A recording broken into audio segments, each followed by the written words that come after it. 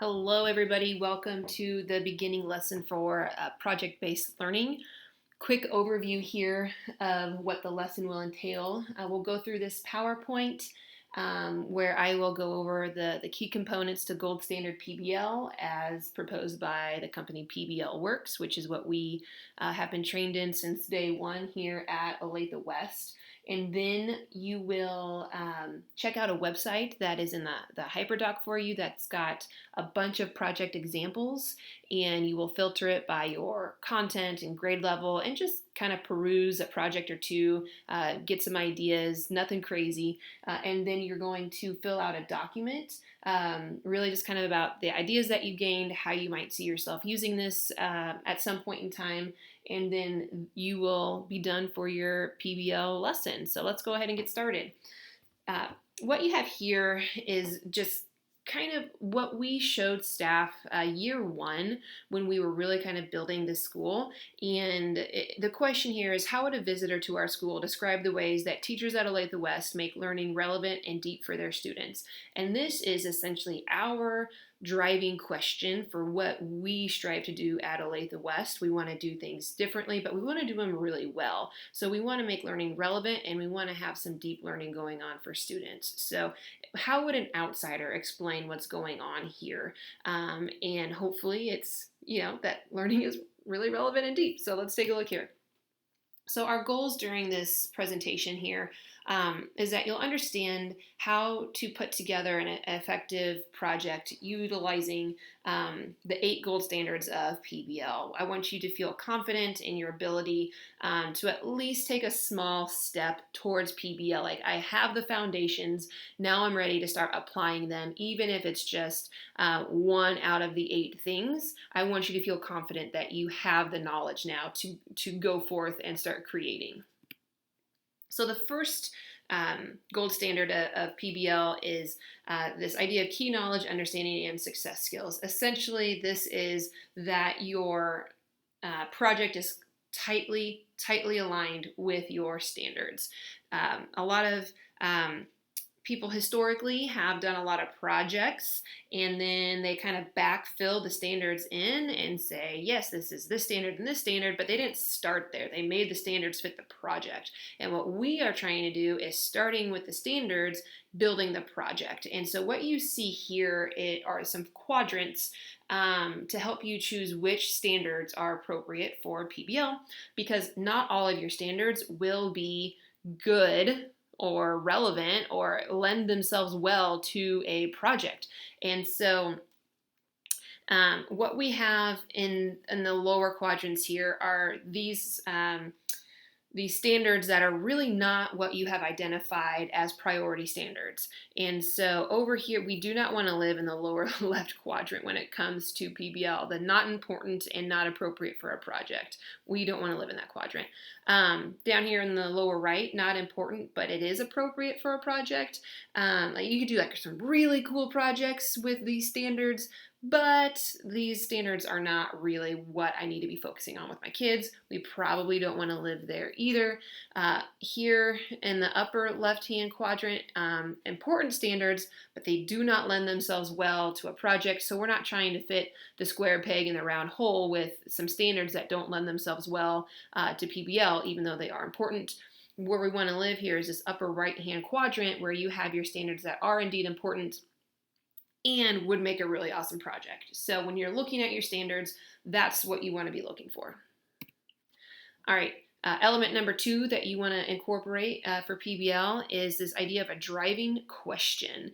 And this is kind of after you set your standards, this is really what's going to drive your project. And here are kind of the prerequisites to have a really good driving question. One is that it's engaging for students. They're going to really enjoy trying to solve this problem or answer this question. 2, that it's open-ended. It should not be something that students can Google and probably come up with in the matter of a day.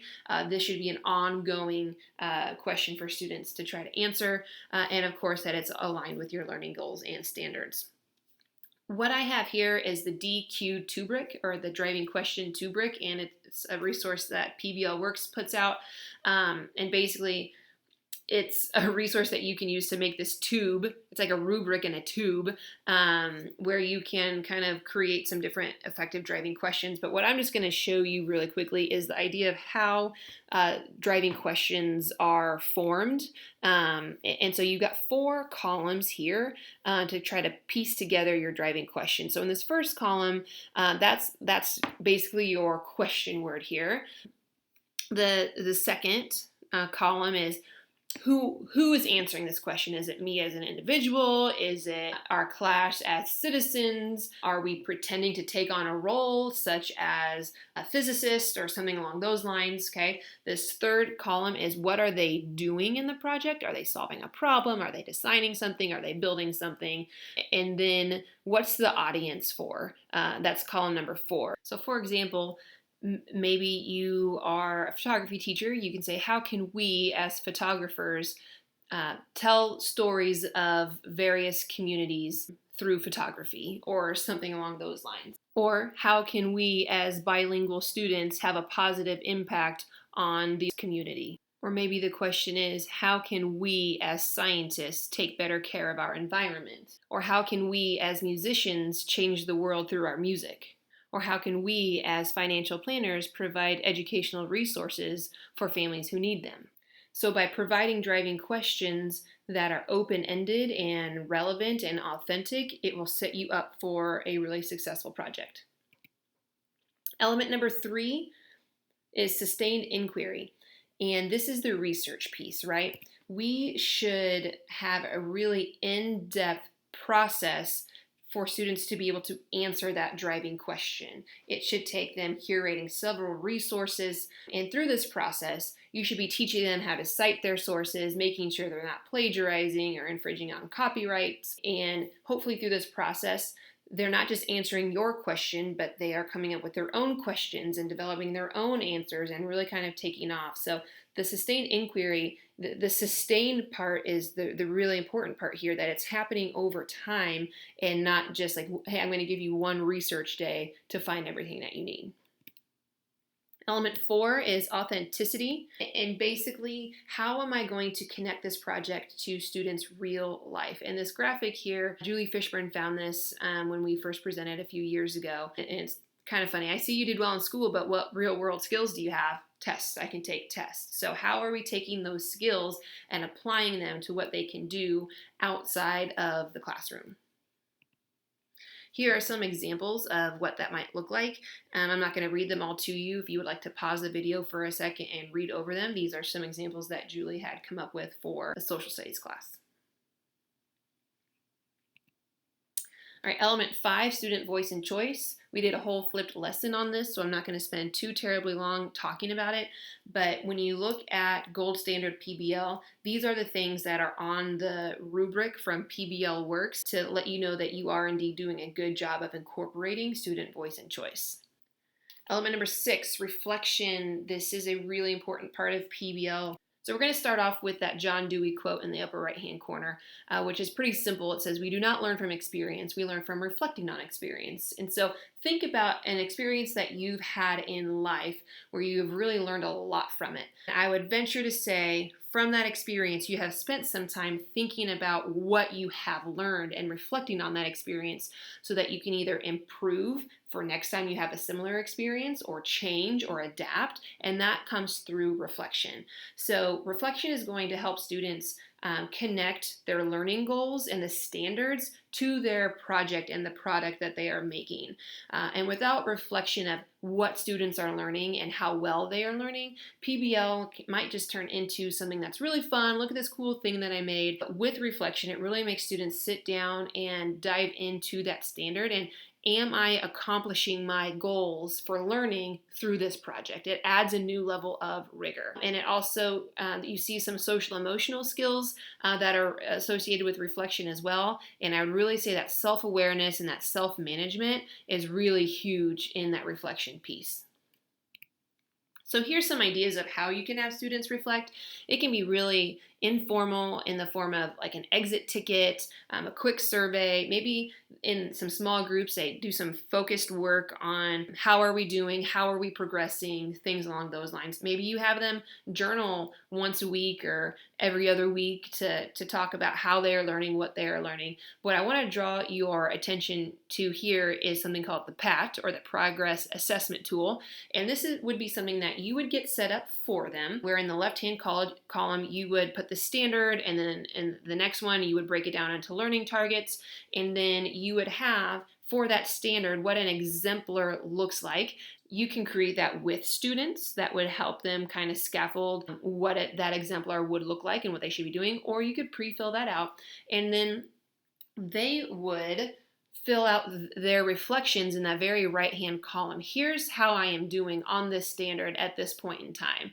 And it could just be an ongoing Google Doc that they have to kind of track their progress on that specific standard. So just throwing the idea of the PAT out there for you.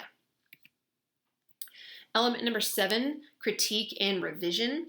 This is a really important part of PBL, but it is something that really has to be scaffolded. And you have to model and teach students how to positively critique each other's work and how to also take the critique in a non-personal way. And you have to really set the culture to be able to provide honest feedback with one another amongst peers and be able to continue to move forward without them taking those types of things personally.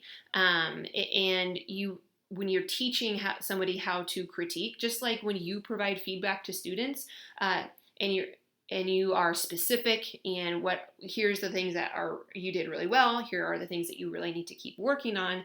We need to teach students how to also provide that feedback so they don't just say things that, yep, looks good. We need to teach them how to be specific in their critiques of one another. I'm not going to show you this video associated with the butterflies, but there is a pretty powerful video of this young elementary student who starts off drawing a butterfly, and the picture in the middle is what he was trying to draw. And his class gave him some feedback on that first draft, and they said, no, I think you need to make the tops of the wings a little more pointy and flatten out the top. So then he did the second draft, and then they said, well, here's what you need to continue to do. And you can kind of see how it progressed every time he would bring a product to his class, and they would tell him what they thought he needed to work on. And then finally, it ended up like this.